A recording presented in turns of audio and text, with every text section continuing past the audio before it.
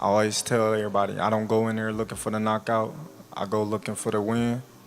But if he get out of line, he's going to be the next one down.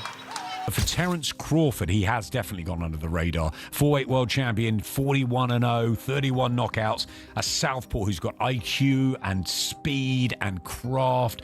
I think it's a fabulously interesting matchup. It's going to be a great fight. The reason I have so much confidence is because I really believe that Bud Crawford doesn't fear Canelo Alvarez. A lot of his opponents. Terence Crawford erupts at Canelo in the middle of a fiery press conference. He reminds everyone that his mission is always to settle business strictly inside the ring, but warns that if Canelo dares to cross the line or show disrespect, things might get personal fast. With every heated word, Crawford reveals the depth of his intensity and drive, proving he's prepared for battle both mentally and physically, leaving not a shred of doubt about the confidence he carries. You a yeah, there is stuff. You a see you a you hold talking to let Aaron you a because you keep talking like a you doing all that talking. That's how You doing all that talking. You catch me, gotta come back. I come back. He don't talk, and you talking too much. This You want fight, some attention? This icon right here. This is gonna be legendary right here. Female ass. So y'all tune in. This is a legendary old school fight. Get out some attention. Put the camera on him because that's what he's doing. Showing out like a female. Let him finish, bud. Go ahead, EJ. Yeah, all right. Greg Hackett has never been shy about praising Terence Crawford's chances against Canelo Alvarez, a belief rooted in Crawford's fearless spirit inside and outside the ropes. In Hackett's eyes, Crawford never enters a fight with hesitation or fear, and that makes him unique in a division where so many shrink in front of a force like Canelo. For Hackett, Crawford's deep self-belief isn't arrogance. It's the result of years of discipline, hard-earned victories, and the ability to adapt. Confidence, Hackett insists, is a fighter's greatest weapon, and Crawford carries it proudly into every battle. To face Canelo, one of the sport's pound-for-pound kings, demands unshakable mental toughness, and Hackett is convinced Crawford has it in abundance. He doesn't see this fight as an uphill climb, but as another chance for Crawford to prove that pressure only fuels his greatness. Canelo, Yeah. they taking Crawford. You got people that was taking Crawford, they taking Canelo. Yeah. What do you make of it? It should be that way because we talking about a great fight here. We talking about two great athletes. So when it's like this, it's better for the betting. You know what I mean? All the people that like to bet, it's better for them. You know what I mean? Because nobody knows where the money going to land. The reason I have so much confidence in this fight, you know, thinking that it's going to be a great fight, the reason I have so much confidence because I really believe that Bud Crawford doesn't fear Canelo Alvarez. A lot of his opponents in the past were nervous, scared from the beginning. I don't think Bud feel that way at all. I think we can get a good rumble on our hands. You know what I mean? It's just going to come down to the big question for Bud is, can he take the shot? You know what I'm saying? The question, I think, for Canelo is, does he get old? I say that for a reason. He got a lot of fights, bro. He got, I think he going on almost 70 fights. You know what I'm saying? Or he a little bit under 70. That's a lot of fights for current time. You know what I'm saying? And Bud got a lot of gas still left, but he's older as well. You know what I mean? A lot of people would like to give him shit for not being able to take a shot, or not that he didn't take the shot, but getting buzzed with some shots at lower weight classes. So it's like, how can he handle himself at 168 pounds? But you have to understand the physical to understand how. You know what I mean? I'm not about to get into all of that, but you know what I mean? I do understand he will be a lot more sturdy at 68. I mean, if you smart, you've seen it at 47 versus Earl Spence. You know? Adam Smith, one of boxing's most trusted voices, frames the potential clash between Terence Crawford and Canelo Alvarez as a monumental leap for Crawford, yet a challenge well within reach. Smith explains that Crawford owns one of the sharpest boxing minds in the game, adjusting effortlessly to his opponent's rhythm and capitalizing on every weakness with razor precision. His blistering speed, Smith adds, could prove vital, especially against Canelo's defensive style, which at times leaves gaps a fighter as quick and intelligent as Crawford can exploit. For Smith, the outcome hinges on the scorecards, with Crawford's brilliance in outthinking and outmaneuvering Canelo over 12 rounds being the ultimate decider. He calls it a matchup with the potential to become one of the sport's most electrifying battles, where both warriors test the limits of body and mind. To Smith, Crawford winning on points isn't a stretch. It's proof that boxing has always rewarded skill, strategy, and intelligence. September the 13th, it's billed as fight of the century. I do feel as though this one, for such an unbelievably good fight, the prospect of, it has gone under the radar a bit. We've spoken more about fights that are not even... No, but Eubank Ben, how much you spoke about? No, I love that fight. Though. Yeah, but compared to these two guys... Yeah, but that's in Britain, that's prime time here, it's the football casuals. I think the problem with this fight is it is just a fabulous boxing matchup and one with all sorts of curiosity between two superstars. The Ring magazine's dedicated the entire magazine, but this is boxing, it's hardcore boxing. I think Canelo is known. I think Canelo, obviously the Mexican machismo that holds all the super middleweight titles, nearly 70-odd fights. He's been phenomenal. I think he's 35 now. But for Terence Crawford, he has definitely gone under the radar. 4-weight world champion, 41-0, 31 knockouts. A southpaw who's got IQ and speed and craft. I think it's a fabulously interesting matchup, the two of them, because you've got the big guy, the strong, super middleweight, really, really cultured, wonderful fighter in Canelo. But is he just slightly, ever so slightly, fine margins past his peak? And you've got Crawford, who needs this fight as his coming out party. The big news, it's on Netflix, so he'll get the attention. Can Crawford do it? It's a huge step again in weights, but I think he's got the speed, and I think he's got the know-how, I'm sure we'll talk about it more next week, to cause problems for Canelo, and I think that he could win it on point. Ade Oladipo brings a sharper, more critical lens to the fight, suggesting that while it's captured huge attention, it lacks the rare intrigue seen in recent blockbusters like Alexander Usyk against Daniel Dubois. In Oladipo's view, Crawford versus Canelo doesn't hold the same sense of balance or suspense, largely because of a natural gap in weight and the heavy expectations tilted toward Canelo. Where Usyk and Dubois delivered a collision of styles with real unpredictability, this matchup feels less evenly matched.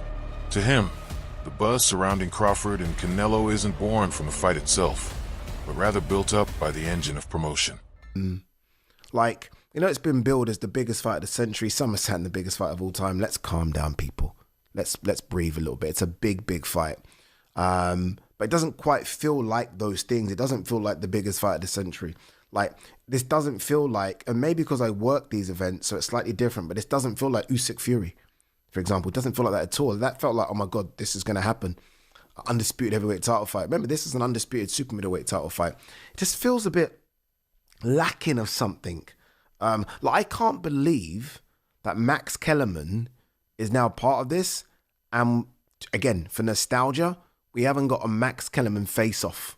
Like, how Canelo speaks great English now. How we haven't got that? Just to kind of give it a bit of spice, because Canelo, with his English, it's like he's only learnt the bad words. He does chat a lot of shit. So I almost feel like we should have done that. Maybe because it's on Netflix, it hasn't got a bit of a push from ESPN. Obviously, there's no DAZN stuff, obviously, because DAZN are not covering it. I feel like it's lacking something. And maybe because both of them don't trash talk either. Because when I think of the biggest fights of the last sort of 15, 20 years, you've always had one side of the fight, or one side is a big trash talker. In some instances, two. The biggest fights, again, Usyk Fury. Fury was happy to do all the trash talking. Sold it. Event went massive. Mayweather Pacquiao. Mayweather is happy to do all that, right? Mayweather McGregor. Hence why that went just colossal, because you got two of the biggest trash talkers ever doing it. This time, Canelo ain't saying anything. Crawford ain't saying anything. Feels a bit flat. Feels a little bit flat. Promoters have pulled every lever to transform Crawford versus Canelo into more than just a fight, branding it as the cultural event of the century. They've reached far past boxing's core fans, igniting global excitement that stretches into new audiences.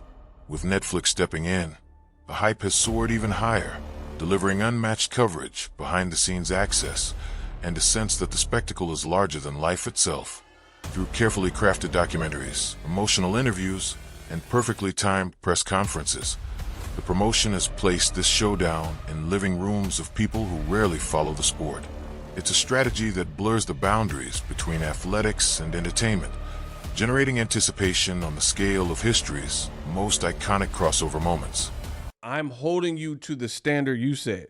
They're tagging this the fight of the century, colossal, super fight, Netflix, Dana White, right? So now we got to look at it. You can't tell me something. See, I'm not the type of person where you could pee on my leg and tell me it's raining. If that's you and you're going to let somebody urinate on your leg and tell you it's raining, that's on you. But I don't do that. I'm a critical thinker, and I'm not just going to listen to what you tell me and see if the facts don't support that, right? So if this is the fight of the century, let's look at it. Boxing tickets, Canelo versus Crawford, right? Since August 29th, tickets listed, $2,566 value, $7 million plus worth of tickets.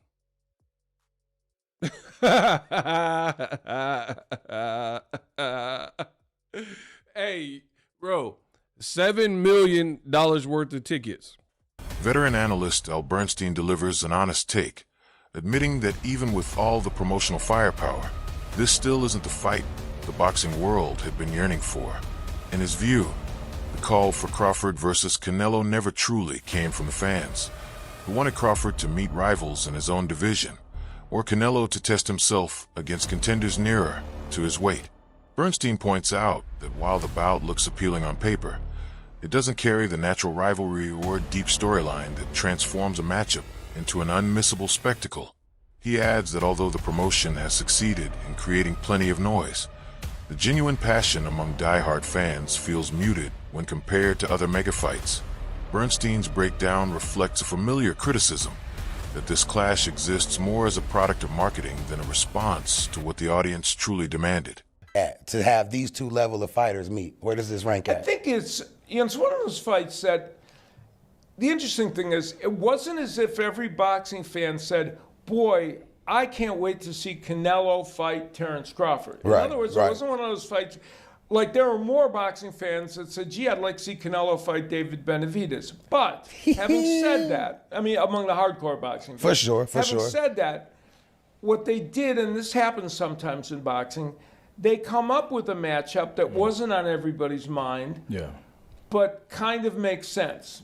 And the proof is in the pudding. If you do one of those kind of matches and the interest is not there, you're going to find that out. For sure. In this case, obviously the interest was there because they've sold. I mean, I went online and looked at the the ticket sales and everything, and they've sold. Looks like they've already sold 40,000 seats. Oh yeah. Yeah, I believe they'll sell it out. Left in Allegiant Stadium. So that alone is an indicator. The amount of attention and coverage the fight has gotten, and this is one of those fights that will also have a good barometer as we get closer to the fight.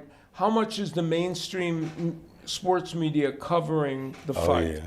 You know, it used to be in the old days, big fights were covered all the time by the mainstream sports media, not so much in recent years. And so that's always a barometer of whether it, really is as big as we think. As far as the actual matchup is concerned, when it was originally announced, I thought they were going to have a hard sell in convincing people that Crawford could come up 2 weight classes and take on a 168-pounder because he already moved up. Another common sentiment around this matchup is that, although it will draw massive attention, it isn't a fight the fans themselves were clamoring for. Many argue the difference in size and weight leans too far toward Canelo, setting the stage for a predictable outcome. The real drama, then, is whether Crawford can rise above those odds and deliver a moment for the ages. Should he succeed, it would be etched in history as a stunning, unforgettable upset that reshaped the story of boxing underdogs. But if Canelo wins just as most anticipate, the event risks being dismissed as routine, even dull. This perspective captures the tug-of-war between hope and expectation, as fans yearn for the magic of an upset, but fear being left with the inevitable. The true suspense lies in whether Crawford can bend the odds and prove that skill can conquer size. Many tickets available for this fight because of that undercard. This promotion has been just, it's very interesting, man. Number one, there's no real reason for this fight to take place. Terence Crawford and Canelo. Nobody was asking for the fight. There's no natural connection between the two fighters. There's just two names that people think are on the top of a hypothetical list called the pound for pound list that many people act as if it's real. So they're two top pound for pound people, and they put them together and think this makes some big magic match. It may be a magic match once they get in the ring if Terence Crawford can overcome Canelo Alvarez. It's got a real potential for that. But what happens if the fight winds up just being what more than likely it'll be, which is Terence Crawford trying to get away from the bigger, stronger Canelo Alvarez? Because, again, he's jumping so many weight classes. That's the gimmick. That jumping the weight class is the gimmick that is supposed to be attracting people to this fight. Gimmicks are not gonna pull it. And you can't tell me of the people. Now, there's gonna be many people in the stadium. People go to the fight for sure. There are gonna be people out there for that event.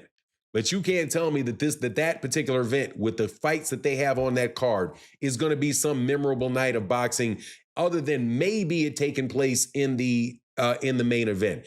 You have people, many of these fighters are not from the United States. As I look from them, I mean, I would have to go out and see in the United States, how many fighters from the United States do they actually have, right? Observers have been taken aback by Terence Crawford's striking transformation at 175 pounds, a weight far above his natural division. Footage and photos reveal him looking carved with muscle, a thicker neck, and broader shoulders, embodying the presence of a fighter ready to stand against a powerhouse like Canelo. This reinvention has eased concerns that Crawford might be undersized, instead showing a body carefully built to endure the demands of moving up in weight. His physique reflects a camp invested in strength and conditioning, gaining power without sacrificing speed or agility.